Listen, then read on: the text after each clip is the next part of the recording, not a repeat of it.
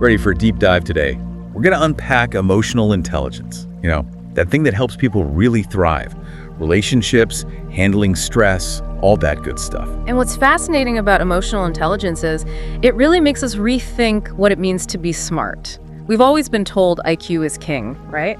But all this new research shows just how powerful emotional intelligence can be. Yeah, like we're unlocking this whole other side of success, way beyond just book smarts. Exactly. And to guide us, we're tapping into the wisdom of Dr. Sarah Johnson. She's a leading expert, gave this great interview, really broke down what emotional intelligence is all about. And this is where it gets interesting. Dr. Johnson, she says there are 3 key parts to it: recognizing your emotions, understanding where they're coming from, and then how to manage them. And here's the kicker. It's not just about our own emotions, but get this, understanding how other people are feeling too. Okay, so let me see if I've got this right.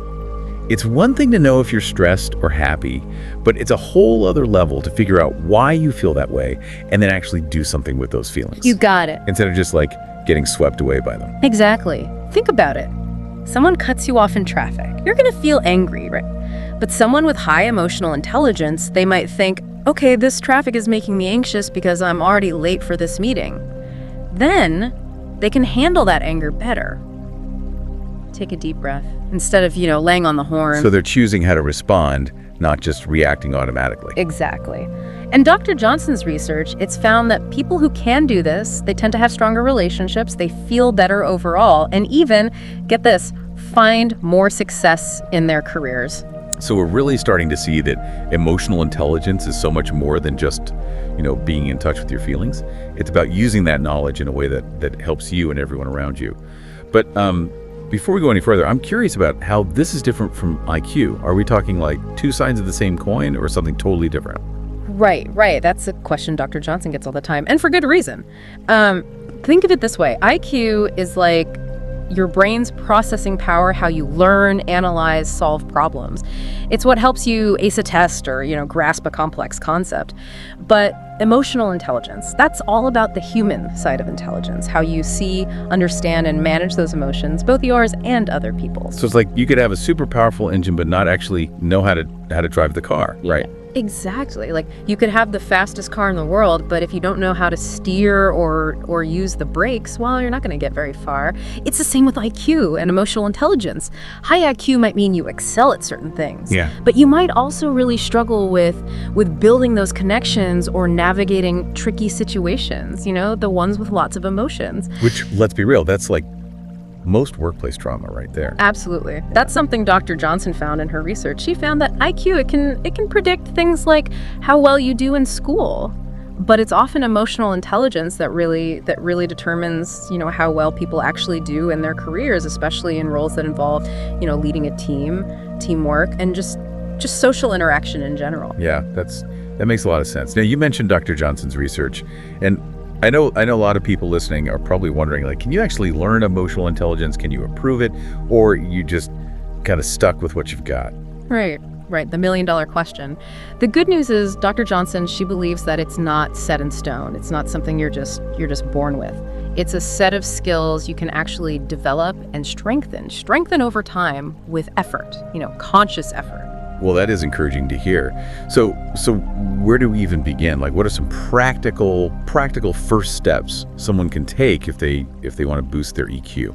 Well, Dr. Johnson, she gave us some really, really tangible strategies in her interview, and one of her biggest pieces of advice is to cultivate self-awareness. So it's kind of like hitting the pause button, on autopilot and just really taking stock of what's going on inside. Exactly. And she says one of the best ways to do this is through journaling. It doesn't have to be, anything fancy. Just take a few minutes each day, jot down what you're thinking, what you're feeling. It can really help you see patterns in how you respond to things emotionally. It's like you're becoming this detective, a detective of your own inner world, right? But instead of hunting for clues at a crime scene, you're really trying to understand the why behind your reactions. I love that analogy. And speaking of understanding the why, Dr. Johnson, she's also a huge proponent of mindfulness and meditation. Yeah, those are two words we hear everywhere these days. Yeah. But I think it's easy to just get caught up in the hype, without really really getting how they connect to something like emotional intelligence. Right. Can you talk more about that? Of course. So mindfulness and meditation, in terms of emotional intelligence, they're about learning to just observe your thoughts, observe your emotions, without judging them. It's not about, stopping your thoughts or making yourself feel a certain way. It's more about creating space, creating space between you and your emotions, so you're not just reacting automatically. So you're creating that little gap, that split second, where you can actually choose how you respond instead of just getting swept up in the heat of the moment. You got it. And this is where emotional intelligence can really make a difference, because it gives you more control over how you respond to situations, especially those tough ones. But self-awareness and mindful reflection, they're just the beginning, right? Dr. Johnson, she stresses that it's super important to take that inner work and then actually turn it into outward action. And that's where empathy comes in. Oh, interesting. So we're shifting from understanding our own emotions to connecting with the emotional experiences of other people. Exactly. And it doesn't mean you have to agree with or, condone someone else's feelings, but it does mean trying to put yourself in their shoes, really seeing things from their perspective. One way to develop empathy, Dr. Johnson says, is through active listening. So not just waiting for our turn to speak, but like really listening to what the other person is saying. Yeah. And not just their words, but their body language too, right? Exactly. It's about making that effort to see it from their side, even if we don't share that same viewpoint. And when you can do that, when you can really empathize with someone, it's amazing how it can bridge those differences and build stronger, more meaningful connections with people. It almost sounds like empathy, in a way, is kind of the secret to building strong relationships, wouldn't you say? I think that's a great way to put it. And Dr. Johnson's insights, they don't stop there. She gave us 2 more really powerful strategies for building emotional intelligence. Ooh, okay. Well, don't leave us hanging. What are these other gems? Okay, so lay it on us. What other EQ secrets does Dr. Johnson have for us? Well, this one might surprise you. She's a huge advocate for feedback. Wait, really? Even when it's, not exactly what you want to hear. Especially then. Yeah. Here's the thing, feedback, especially that constructive criticism, right, from people we trust, it gives us this valuable, look into our blind spots. Oh, it's like having a personal trainer, but for your emotional intelligence. I like that. Okay. So instead of shying away from feedback, we should be actively looking for it, using it to grow. Exactly. And the final strategy Dr. Johnson talked about, it really resonated with me. She's a big believer in stress management to boost EQ. Okay, yeah, that one makes a lot of sense, because when your stress levels are through the roof, yeah, it's almost impossible to even access your emotional intelligence, right? It's like your brain goes in that fight or flight mode, and suddenly all those those mindful pauses, active listening, it all just goes out the window. Exactly. And Dr. Johnson's research, what it suggests is that finding those healthy ways to manage the stress, whether that's exercise or meditation or just spending time in nature, whatever works for you, it can have a huge impact on how well we regulate our emotions and how we respond to difficult situations with more skill and more composure. Yeah, it's like you're building up this resilience reservoir. Yeah. So that when those stressors inevitably come, you've got the inner strength to handle it, without being totally overwhelmed. Now, so far we've been talking a lot about the individual benefits here, yeah, but I think it'd be really interesting to kind of zoom out, look at how this all plays out in a leadership role, because it tells me these skills are pretty crucial in that arena, wouldn't you say? Oh, absolutely. In fact, Dr. Johnson, she argues that emotional intelligence, it's not just a nice to have for leaders, it's essential. Think about the most inspiring, the most effective leaders you've ever, come across. They're probably super self-aware, they communicate really clearly with empathy, they handle conflicts, with grace, with understanding, and those are all signs of strong emotional intelligence. Yeah, and it's they just have this ability to create this environment, this positive, productive environment where everyone on their team feels seen, feels heard, feels valued. Yeah. And that naturally leads to a more engaged and ultimately more successful team overall. Exactly. Really intelligent leaders, they're really good at building that trust, that rapport. They're also amazing at recognizing and responding to, what their team members need, fostering that culture of open communication, that mutual respect. Makes you wonder why more leadership programs don't focus on this more.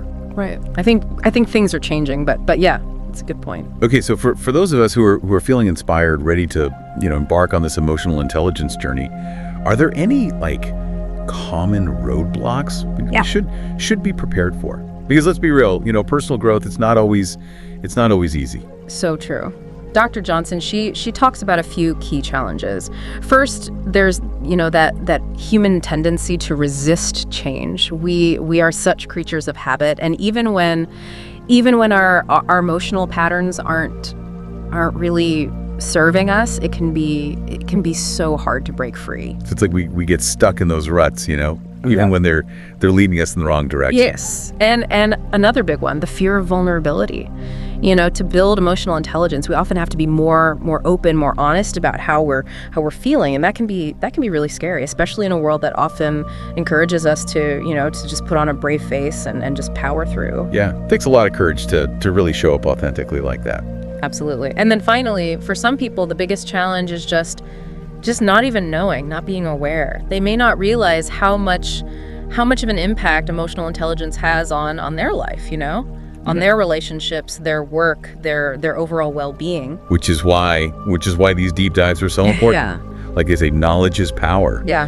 And just understanding, what emotional intelligence is, why it matters, that can be huge. It's true. Once you really see how big of a difference it can make in your life, you're way more likely to put in the effort, to actually cultivate it. So as we wrap up our deep dive into this fascinating world of emotional intelligence, what's the one thing you really hope our listeners they walk away with today? I think the most important thing to remember is just that this is a journey, right? It's not about reaching some finish line. It's about making that effort to learn, to grow, to become more self-aware, more empathetic, more resilient.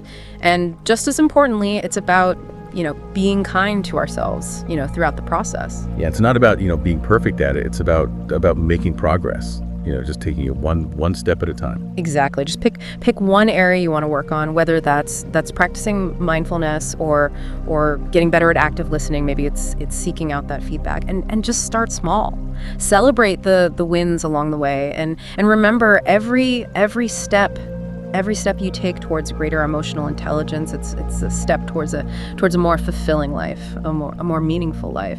I love that. And if our listeners take away just one thing from today's deep dive, I hope it's that this idea of emotional intelligence, it really is a superpower, and it's a superpower that's within everyone's reach. And with a little effort, we can all learn to master our emotions, instead of letting them master us. Yes, and on that note, as you go about your day today, just pay attention to those moments when you notice your emotions are kind of getting a little heightened, right? And instead of just reacting, challenge yourself to pause for a second, to reflect, and then respond in a way that lines up with your values, with your goals. You might be surprised at what a difference it makes. Such a powerful practice. Until next time, keep learning, keep growing, and keep diving deep.